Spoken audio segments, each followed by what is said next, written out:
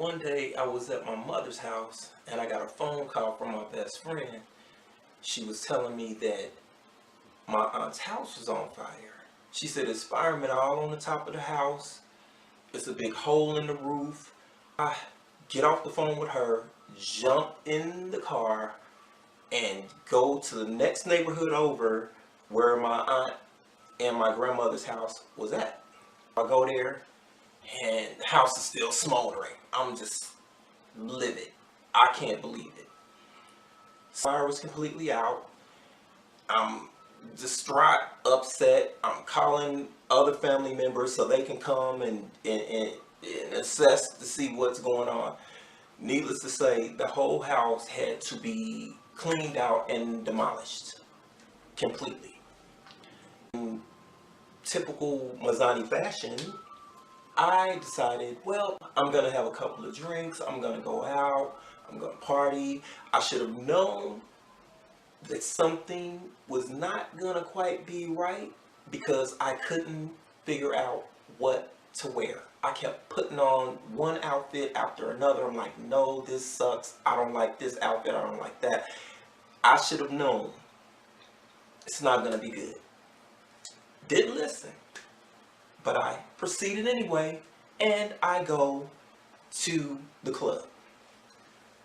I go, get in, have a couple of drinks, a couple of Bombay Sapphires. I throw about 4 or 5 beers on top of that, and I'm getting it. I'm jamming. DJ's cutting it up. He wicka wicked. I remember. He's jamming, and I'm jamming too. So it was on.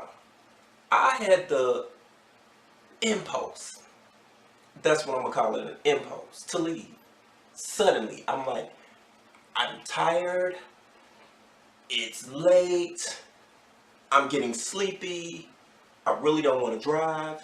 Shouldn't have been driving. Hop in my car, me and my friend, headed out, hit the highway. I'm doing 80 miles per hour. Get pulled over in a white neighborhood. As the police comes to my window and I roll it down, he asks for my license and registration and everything, and he smells it. It's coming. I'm basically a alcohol factory at this moment and at this point. So he says, how much have you had to drink? That typical question. Me, I'm not going to say, oh, a couple of beers. I told him I had some Bombay Sapphire. I had about 4, 5, 6 beers on top of that. On top of that, my antidepressant medication, which you never are supposed to drink on top of because it will kill the medicine anyway, but what the hell. He says, okay, I'm going to have you step out of the car. We're going to do a field sobriety test. I'm like, okay, here it goes. And I had these Timberlands on. He starts to have me to do the test.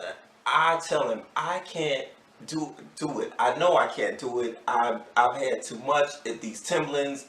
They're not going to allow me to do it. I'm done. I'm done. I had the blowing thing, and of course, it was off the charts. It was off the charts. I'm apologizing profusely to the police officer. Look, I'm sorry to have wasted your time by even doing what I did. He puts the cuffs on me, tells me I need you to sit in the sideways in the car so the cuffs won't pinch you, so they won't. No one ever tells you that, but he told me that. He says, I'm going to have your friend drive your car to follow us to the police station. And I'm thinking to myself, my friend is just as effed up as I am, but oh well. He follows us, we go to the police station, everything, get in there. It's this white girl crying her eyes out, mascara running down, and I'm like, what's wrong? What, baby, what's wrong with you? I couldn't figure it out.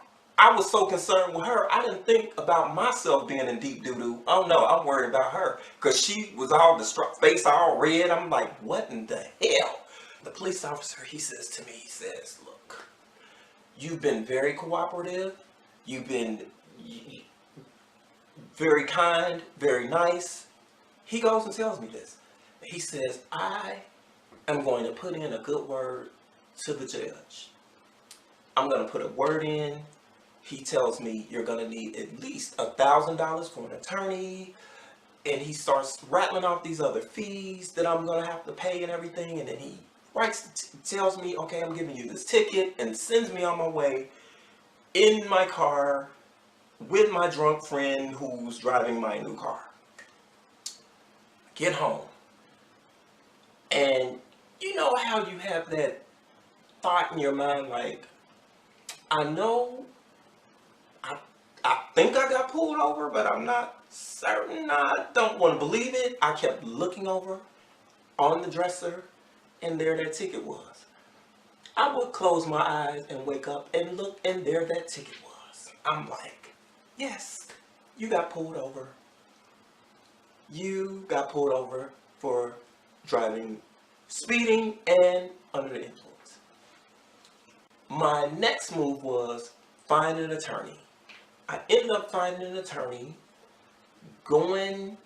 meeting the attorney. The attorney then referred me to another attorney that was closer in that area to where I got pulled over. And I go back and forth to court. I had to get driving permit. I couldn't drive after a certain time. I had to only go to work and home, all of that stuff, which of course I did it to myself. I do all of that, go to court for the final time. I get in to the courthouse. I'm waiting to be called and waiting, and one person after another is being called, till finally I'm the only one there. And the judge is like, well, what are you here for? And I tell him my case. And he says, well, that's strange. He says, we're going to have to call a prosecutor to prosecute this case. They had no prosecutor to prosecute my case. And the arresting officer was on vacation. I'm thinking, thank you. I go through the process after they got the prosecutor there. The prosecutor is doing the case and going through the whole spiel, and then I go out into the lobby and wait to see what's gonna happen. And my attorney comes out and she says they're bumping it down to a reckless op, which you want to go ahead with this and take it because you'll have all kind of people coming down your throat if this ends up being a DUI. I say, cool. I got sentenced to 3 days in a driver intervention program, and I had to pay for that. And I also had to end up paying $475 to get my license reinstated. And that whole ordeal, it was, needless to say, it was traumatizing, but amazing at the same time because I saw a lot of different things when I was in the driver intervention program, which was very interesting. I will be recording that video after this video to tell you basically what happened in the driver intervention program. Like, comment, and subscribe to this video, and leave a message. Share the video, and don't forget to hit that notification bell to get more updates on more videos. And I'm out.